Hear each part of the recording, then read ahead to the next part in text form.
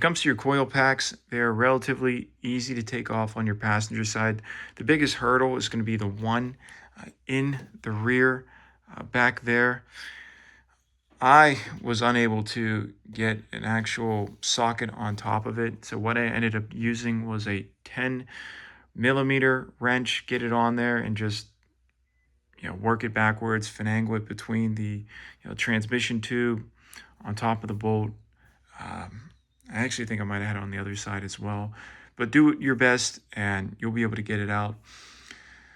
When it comes to your oil dipstick, all right, this is your transmission, this is your oil. When it comes to your oil dipstick, yes, it looks really good. All right, you can see it's nice and black. We don't really see much rust at all. What will happen with these dipsticks is that at the bottom, it'll rust out. And on the top, it looks good, but the bottom half, it's rusted out. So when you take it off, when you take the dipstick off, it'll actually snap and you'll take off the good part and then the rusted part is stuck at the bottom. The way this dipstick works is that at the bottom there's a bowl. All right, there's a bowl, and then the bottom of the dipstick, it just sets in the bowl. So it can be a real mess when it snaps. I've had on my 05 it snapped. And then when I got the rest of it off, I thought I was done, but what will happen is that in that bowl that I told you guys about, the bottom piece will be stuck in that bowl, and then you have to hammer it, smash the sides in, and then pull it out. So again, that bottom bowl, that's what you want to see when you take that out. When it comes to headers, all right, let me get some light over here for you guys. When it comes to the headers, I was able to get all the bolts out successfully without stripping them, which is absolutely fantastic. So again, I soaked them yesterday. They sat overnight, 24 hours, and I actually hit them again about a half hour before I began taking them off. It's a 13mm. I want to show you the process I use. This is very important because you do not want to have one of these snap. In all likelihood, one or more is going to snap. What I'll do is, this is my torque wrench. It's my DeWalt torque wrench. It's my favorite tool in the bag.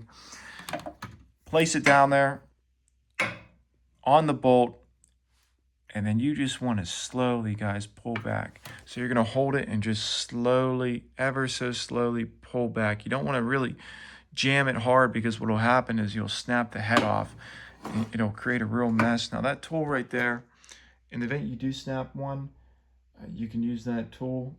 I forget what it's actually called. Screw remover, whatever. I have used that tool on my 05. I think I had like 2 or 3 broken bolts on my headers on my 05, and I was able to use that to get out. If one would actually go inside the block, like you'd actually have to drill it.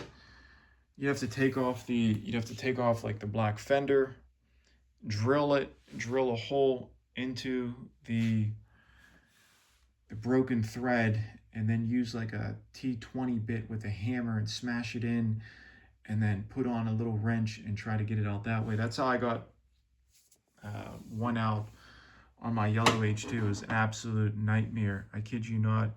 Don't forget to put spray on those 3 bolts down there. In all likelihood, I probably should have taken those 3 bolts off first, but whatever. Other updates, inside the Hummer H2 engine. When it comes to working on your spark plugs, all right, I want to give you guys some tips taking out those spark plugs. So it's a 5/8. It's a 5/8. Excuse me, that's not the right tool. Here it is. It's where is it at? It's a 5/8 socket. You do not want to just put the 5/8 socket on your wrench like this. What will happen is there's not enough room. You're going to pull back and you're going to slice your hand, just like me. I've already sliced my hand and spilled the blood. So to avoid that unnecessary spilling of the blood and getting cut up, what I recommend is that when you take off your spark plugs out of the wells, Where is it? Where is it? It's here somewhere, I promise. Is that it? Here it is. This is a 3-inch extension.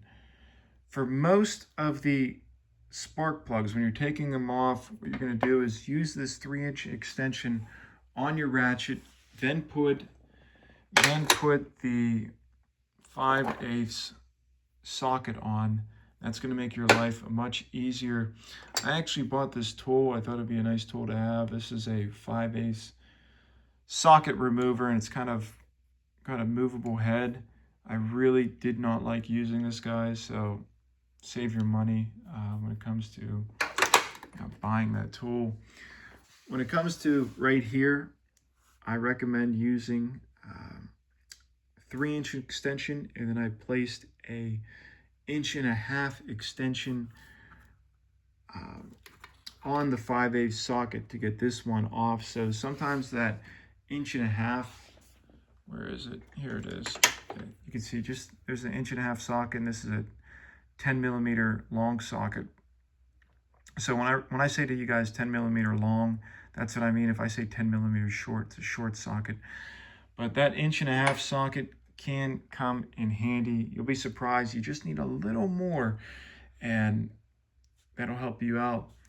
Another thing, last comment in this video, is that it's definitely smart to stay organized. You guys can see it's getting a little wild up here. I've got hoodies, I've got batteries, cleaning supplies, I've got bags of bolts, so speaker system. So definitely take some time out, guys, if you haven't already, and get organized. Only take 15-20 minutes. Because what will happen is that you'll be like, oh, where are those bolts at? I can't find them. That's something else I've been doing this time around, is I've been placing all the bolts in separate bags. Go out, go to the dollar store, spend $5 on bags.